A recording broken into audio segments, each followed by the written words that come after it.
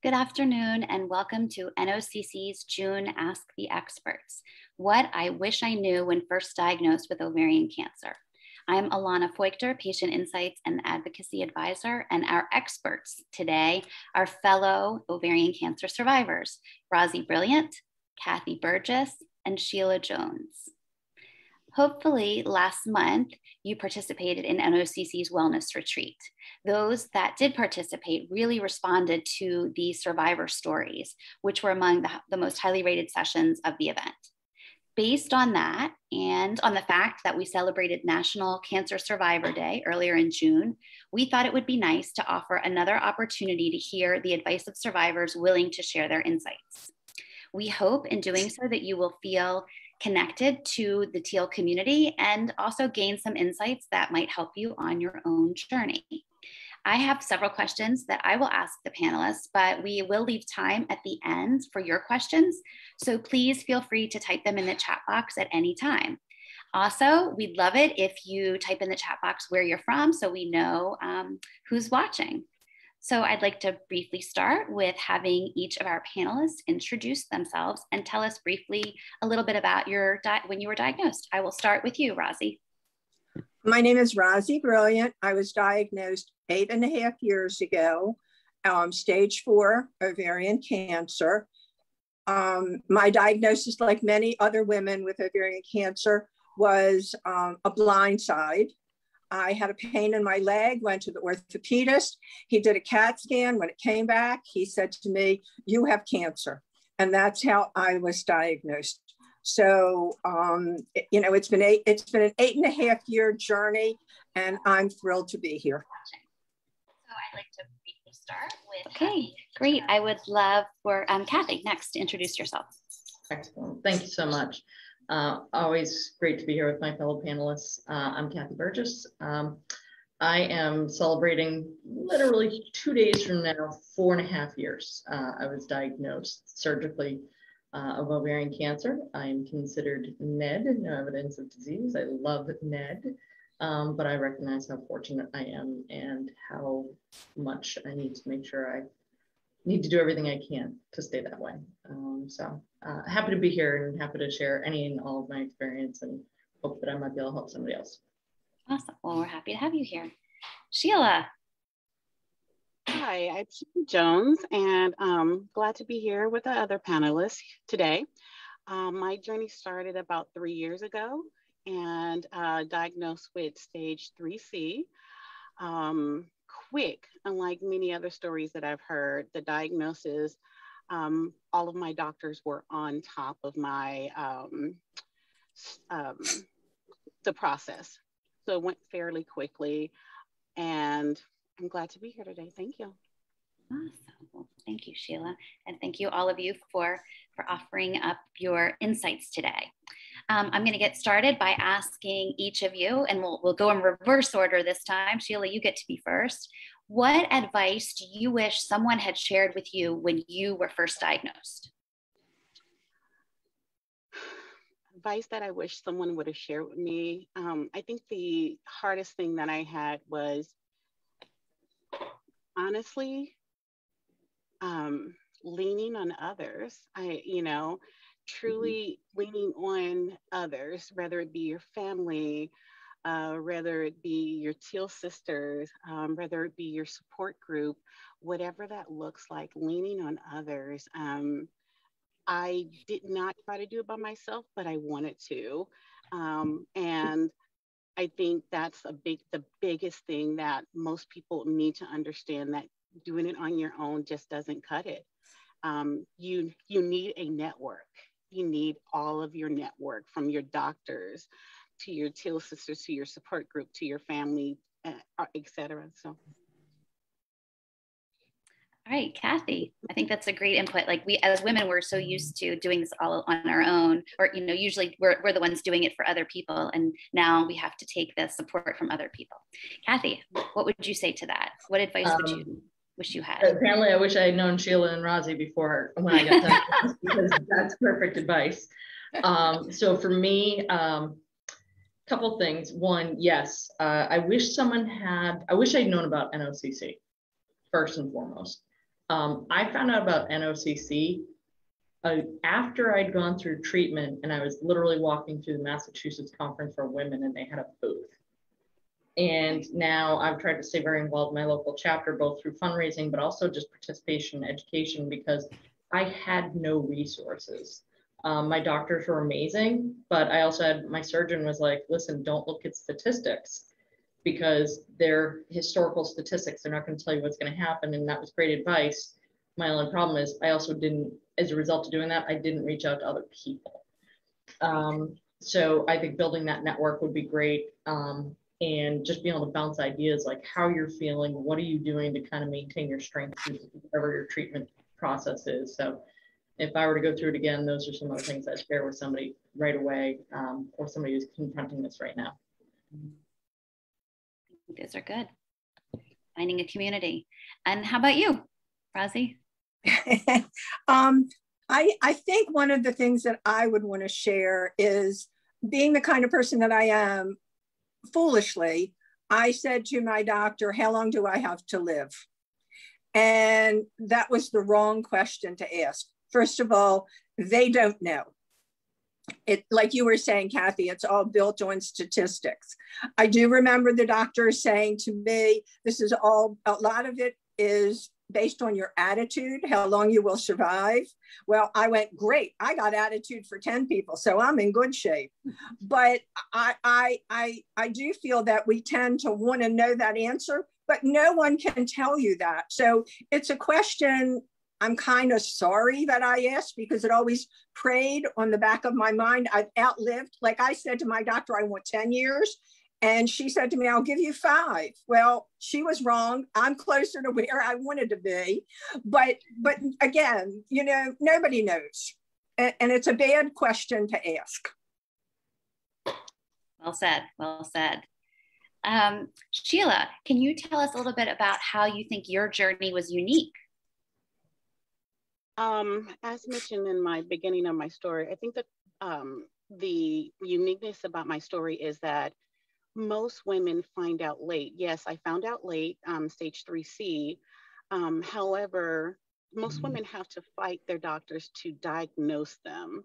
Whereas my journey was, my doctor, as I found out, the first thing she wanted to do, and this is my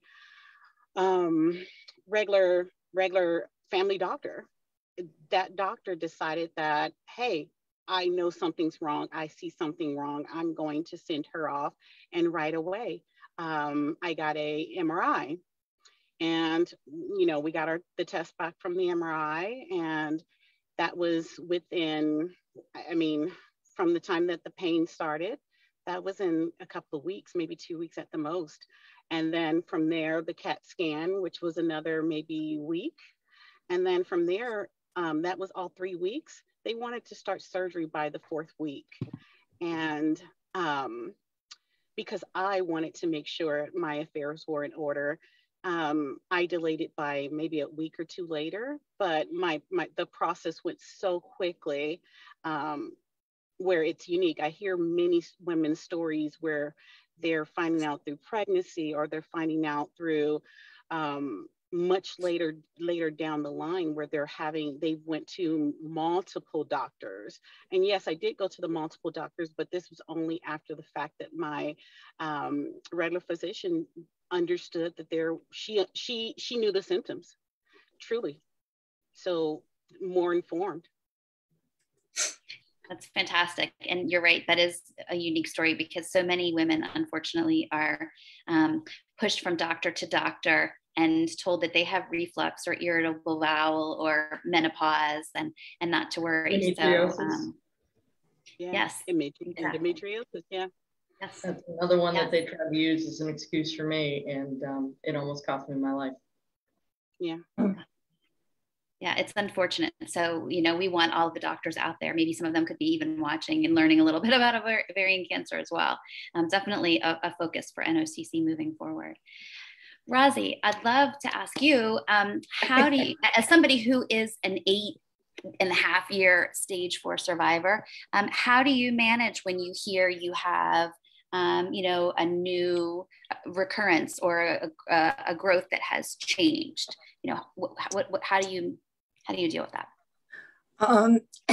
It's funny because I just had this conversation with my own gynoc earlier today, because not that long ago, I had a reoccurrence. I don't know if anybody can see it, but here's the incision from surgery that I had last Friday to remove a lymph node.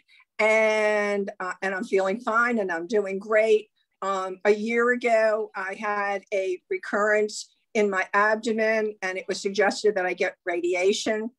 I went through 5 treatments of radiation and I was NED for a while until it came back again. Other than that, from the time that I was originally diagnosed, I was only NED from the first when I finished my first round of chemo until when I went back for a 6-month checkup, I already had a recurrence.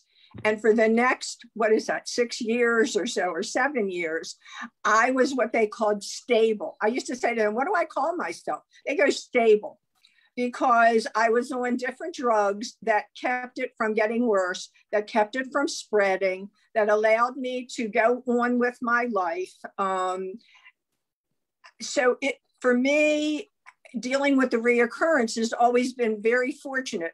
Each time they say, well, here's what we're going to do, and I'm prepared mentally that it's going to come back and that they're going to have something to help me. I'm always grateful to the pharmaceutical companies for all the research that they're doing, because if it wasn't for them, I wouldn't be here today.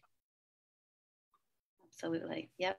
And all those people who participate in clinical trials to try those drugs with the pharmaceuticals, thank goodness that there are people like that who have done the work ahead of us to bring us to where we are now, because there has been a number of advances in ovarian cancer in the last 5 years, which is, lucky for those of us who are diagnosed, who are going through it now. Yes. Yes.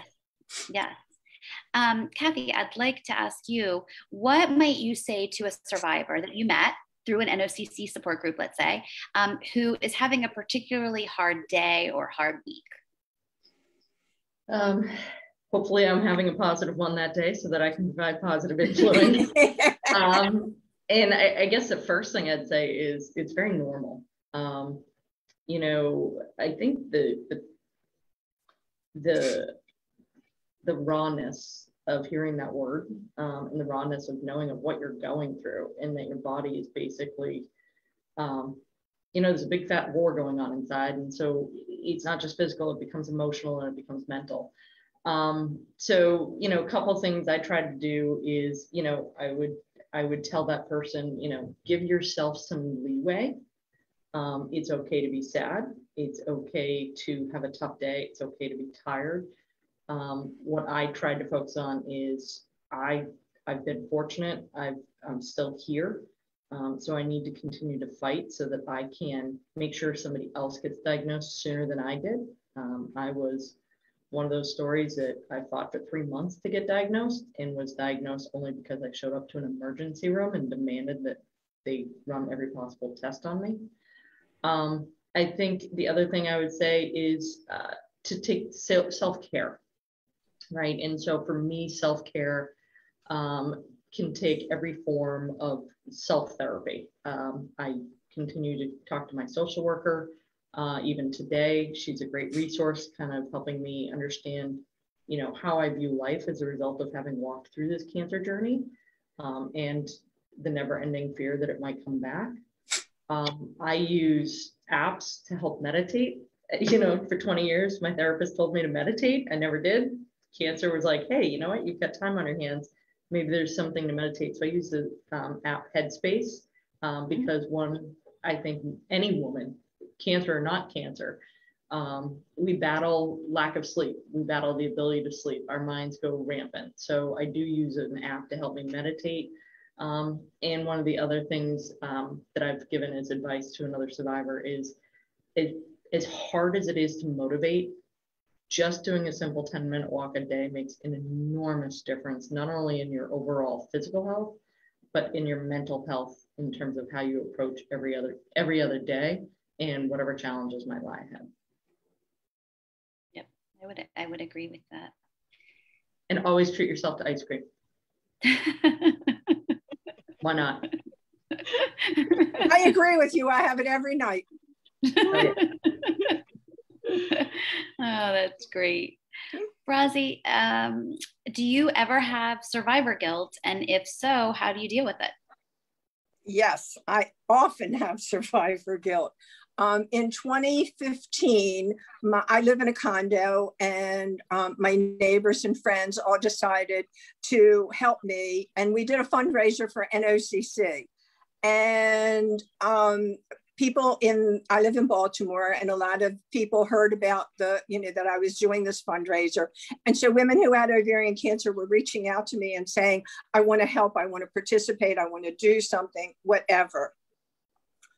Well, that was 2015, and not one of them is left but me. And so how guilty do you think I feel? Why am I here and they're not? They were bright, they did everything, they went to the doctors.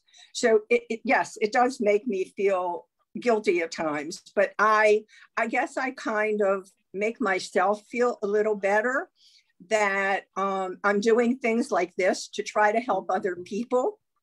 And as I've said to many people, I'm not a religious person, but I am spiritual. And I feel like I was given cancer because this gave me a reason and a mission to do something with the senior years of my life.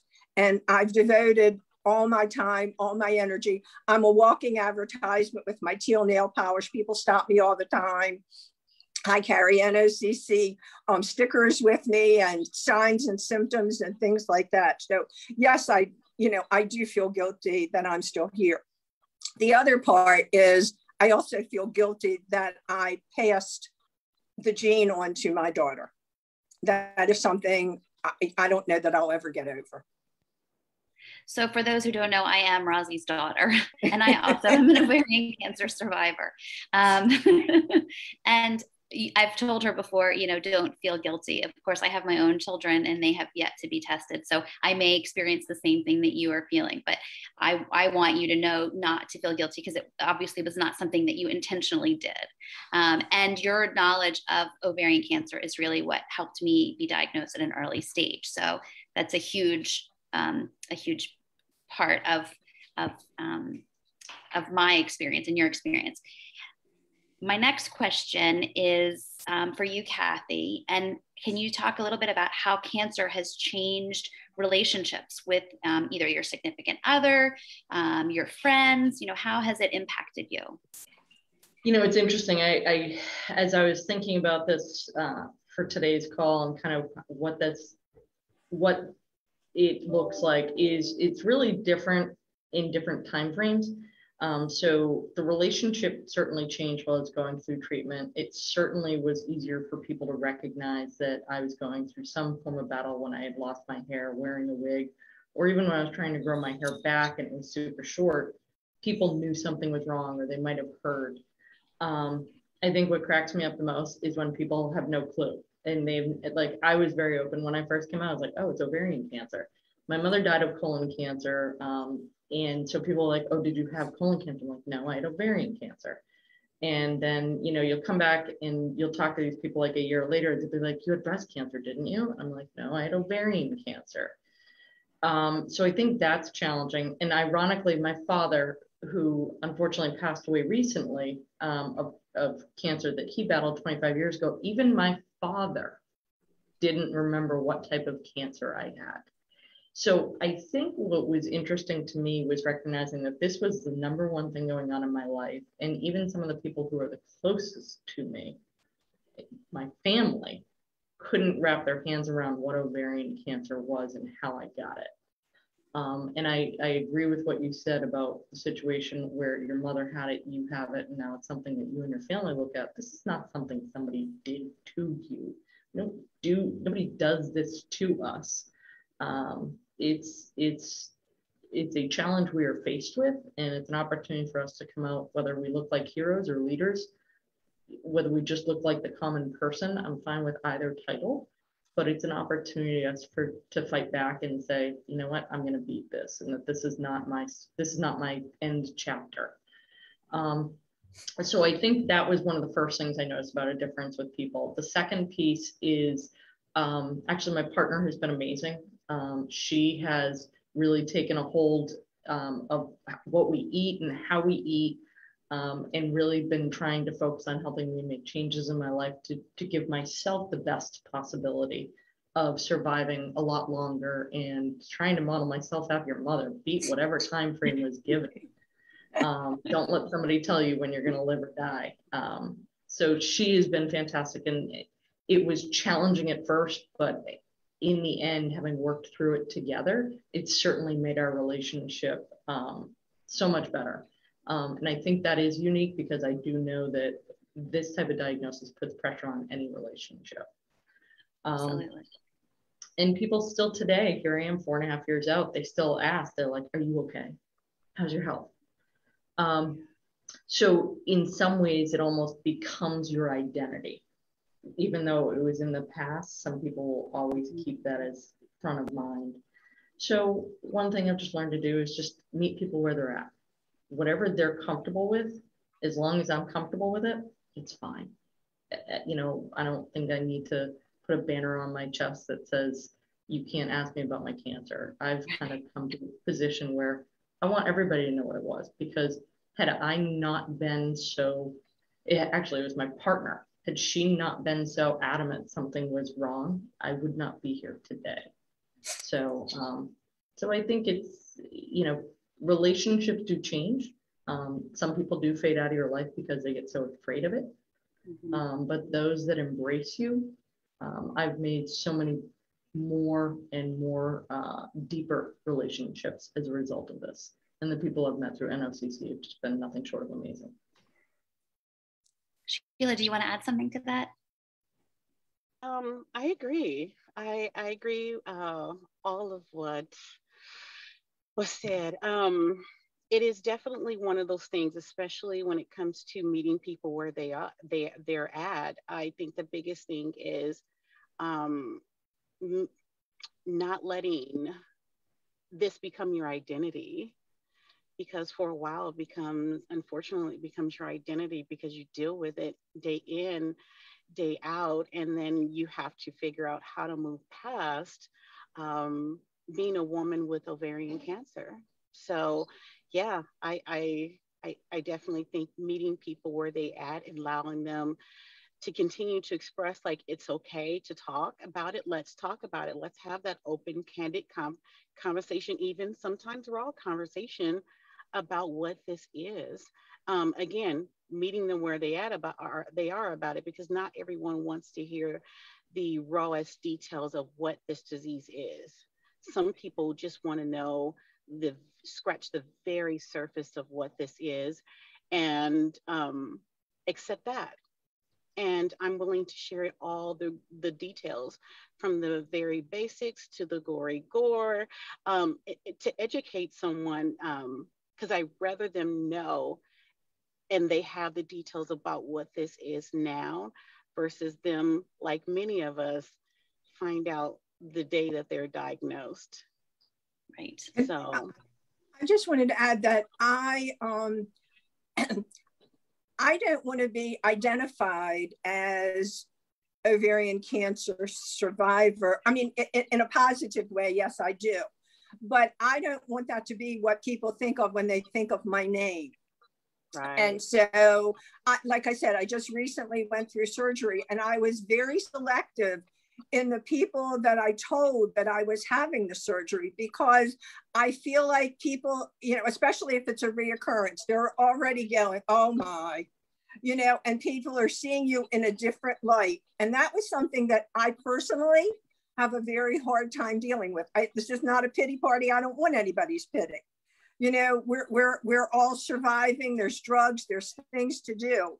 And so, like, one friend of mine, I run a gift shop, and she said, well, I won't bother you for a couple of weeks. I said, you're not bothering me. I'm still the same person. I can still do all the things I did before. Please don't treat me any different than who I was before. Just because you hear that it came back, it doesn't mean my life is over. I don't feel that way, and I don't want you to feel that way.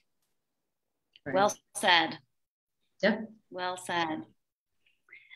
Before I open it up for questions from our viewers, and I haven't seen any come in yet, so those who are watching, please feel free to ask some questions. I'm going to throw this out to everybody, each of you. Let's start with you, Sheila. Do you have a coping skill that you find super helpful? The biggest coping skill, I bring it back.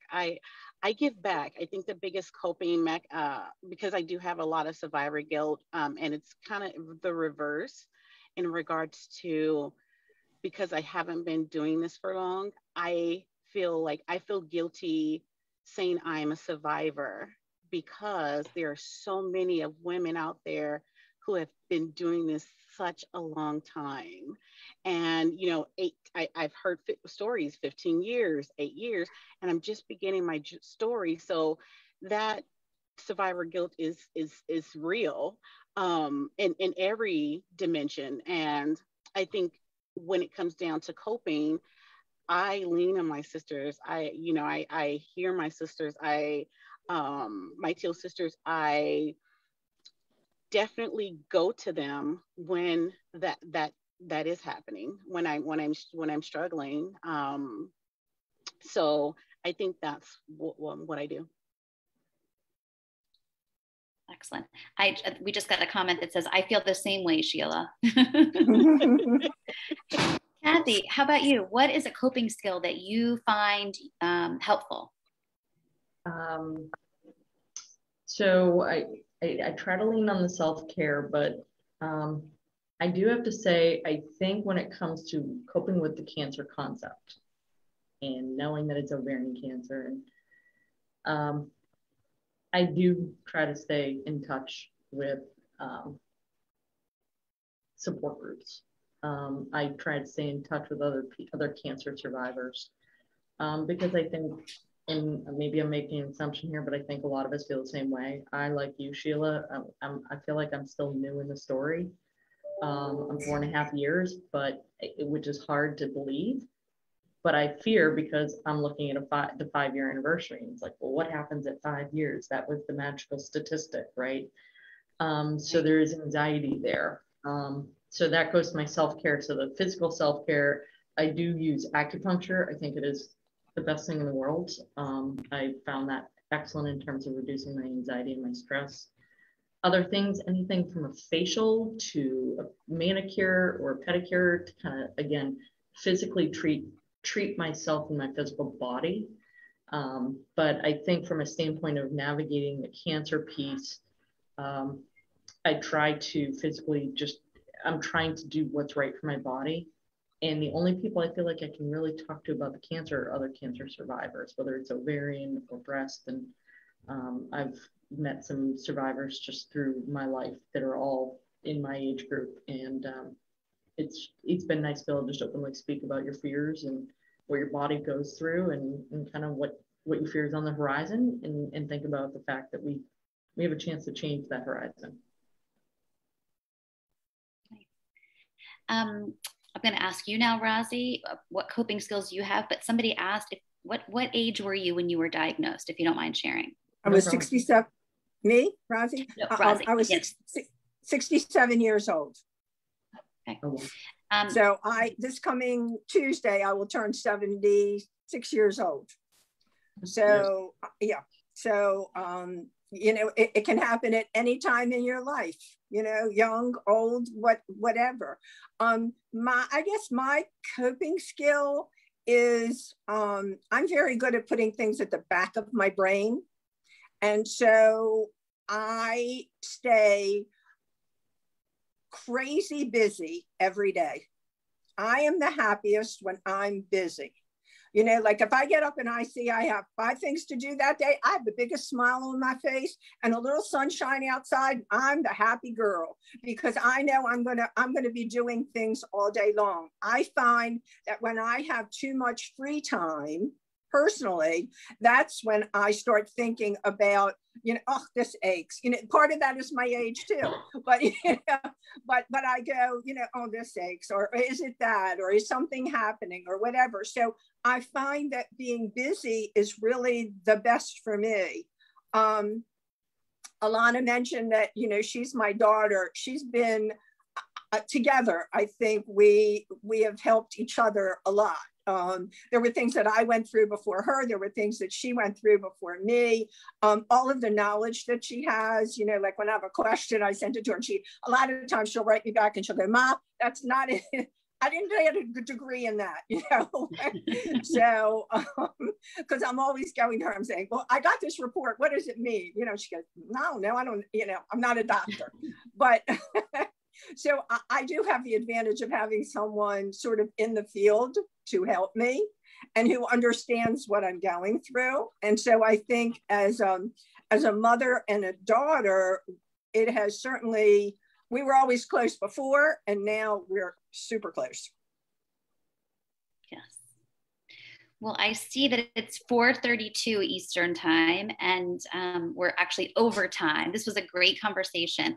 There's a lot of people who made comments. I think we must have been pretty thorough because we didn't get a lot of questions, but lots of, yes, I feel the same. I rely on my teal sisters, those kind of things. So I appreciate everybody who was watching this afternoon. And I very much appreciate Rosie, Kathy, and Sheila for giving their experience. I think if you can't relate to everything they said, which I can personally, you can relate to some of it. And so I hope that anybody out there who is watching feels like they are not alone, and that everyone who's in this community is here to support one another. So I thank you. And I hope that we will see you next month for our next Ask the Experts. Have a great day. Thank you, everyone. Thank you. Thank you.